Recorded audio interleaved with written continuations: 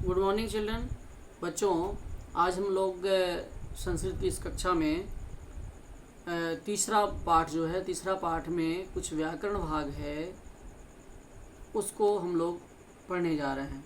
उस व्याकरण भाग में जो व्याकरण भाग का जो अभ्यास है, इसमें चतुर्थी विभक्ति के बारे में दिया गया है। जो ध्यातव्य है कि चतुर्थी विभक्ति का प्रयोग रुच, नम, दा, स्वस्ति, इन शब्दों का जो प्रयोग होता है वो कहाँ पे होता है। तो व्याकरण का जो सूत्र है, नमः स्वस्ति स्वाहा स्वधा लंब खट जोगा च चतुर्थी। नमः यानी नमस्कार करना, स्वाहा अग्नि में हवनीय पदार्थ पर छिप करना, स्वस्ति किसी का कल्याण हो, स्वाहा स्वधा पितृ के लिए प्रयोग किया जाता है, स्वधा शब्द का पितृ भी है स्वधा। तो ये एक सूत्र कहता है कि इन सब शब्दों के योग में चतुर्थी विभक्ति होती है। नमः स्वस्ति स्वाहा स्वधा अलम बखट जोगा च चतुर्थी। महर्षि पाणिनि ने एक ही सूत्र में इन विभक्तियों के बारे में बता दिया, किन शब्दों के योग रहने पर चतुर्थी विभक्ति होती है। इसी को आपके ये जो तीसरा लेसन है, तीसरा लेसन का अंत में ये जो ध्यातव्य व्याकरण भाग है, इस पर थोड़ा हम विचार कर रहे हैं। उसके बाद पुनः हम लोग चौथा लेसन की तरफ बढ़ेंगे।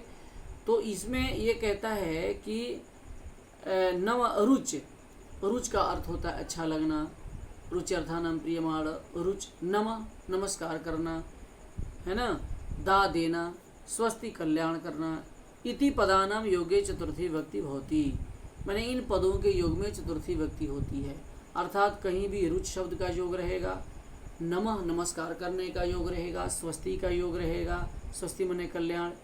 तो ऐसे शब्दों के योग में चतुर्थी विभक्ति होती है। जैसे आप देखिए उदाहरण में पहला दिया कि बालकाय फलम रोचते, एक एग्जाम्पल दे दिया, बालकाय फलम रोचते, कोष्टक में दे दिया बालक, तो बालकाय नहीं रहता, लगता डैश फलम रोचते, कोष्टक में बालक। तो जो कोष्टक वाले शब्द है उसमें हम चतुर्थी विभक्ति लगा देंगे तो बालकाय हो जाएगा। ठीक उसी प्रकार से अब देखिए क्वेश्चन इसमें 1 डैश नमा। बच्चों आप अपने इस लेसन के लास्ट वाले व्याकरण भाग में देखेंगे क्वेश्चन 1 का डैश नमः, तो नमः दिया, उसके बाद दिया विष्णु, क्वेश्चन में दे दिया विष्णु। तो नमः जो कि चतुर्थी होती है तो हम जान रहे हैं, तो यहाँ कोष्टक में जो शब्द है विष्णु, उसमें चतुर्थी विभक्ति लगा देंगे तो हो जाएगा विष्णवे, विष्णु का विष्णवे नमः, चतुर्थी हो जाएगी। फिर है नुपुरा उपहारम एक क्षति, उपहारम एक क्षति, तो मित्र है तो मित्र में चतुर्थी विभक्ति लगेगा, मित्राय हो जाएगा। फिर है डैश पठनम रोचते, तो रोचते शब्द है, कोष्टक में छात्र है तो छात्राय हो जाएगा। फिर है डैश नमः, चौथा क्वेश्चन डैश नमः, तो डैश नमः जो शब्द है फिर उसमें चतुर्थी, तो गुरुवे, गुरु शब्द है गुरुवे हो जाएगा। माता डैश वस्त्राणी एक क्षति, माता वस्त्र देती है, कोष्टक में पुत्र हो गया, चतुर्थी हो जाएगी, पुत्राय हो जाएगा। आचार्य वदती डैश स्वस्ति, आचार्य बोलते हैं डैश स्वस्ति कल्याण, तो जुष्मत शब्द है, जुष्मत का चतुर्थी लगा देंगे। अब मिश्रित अभ्यास में देखिए, मिश्रित अभ्यास में एक ये दे रहा है, लास्ट है, तीसरा लेसन का लास्ट क्वेश्चन है, मिला जुला, अस्थूल पदानाम विभक्ति तत्कारणम से लिखतु। बच्चों इस तरह से एग्जाम में भी आता है, जो अस्थूल पद हैं उनमें विभक्ति कौन सी है और किस कारण से विभक्ति हुई है, ये बात बताना है, लिखना है। जैसे पहला क्वेश्चन दे दिया अलम, अलम कलहेन, अलम कलहेन, ठीक है। तो अब इसमें बताना है कि कौन विभक्ति और किस कारण से। तो अलम कलहेन, तो कलहेन में तृतीया हो गई तो लिखेंगे तृतीया विभक्ति। क्यों तृतीया हुई है, तो अलम योगे, अलम शब्द का योग रहने पर तृतीया होती है, तो हो गया अलम कलहेन।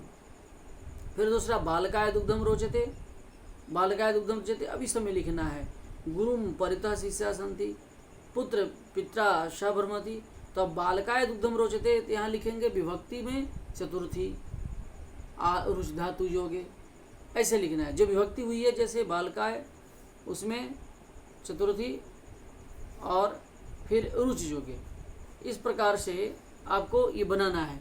जैसे जो भी शब्द है उन शब्दों में आपको चतुर्थी विभक्ति लगानी है। अब जैसे देखिए है गुरु परितः शिष्या संति, ये मिक्सअप है, तो यहाँ द्वितीया है तो लिखेंगे गुरु में द्वितीया, द्वितीया क्यों हुई है, तो परितः शब्द जोगे। फिर पुत्र पित्रा शवर्मति, तो पित्रा शब्द है, पित्रा में तृतीया है क्योंकि श दिया है, सहयोगी तृतीया। शिशु मातरम प्रति धावती, मातरम प्रति तो द्वितीय व्यक्ति है मातरम द्वितीय का, किसके योग में, तो प्रति शब्द के योग रहने पर।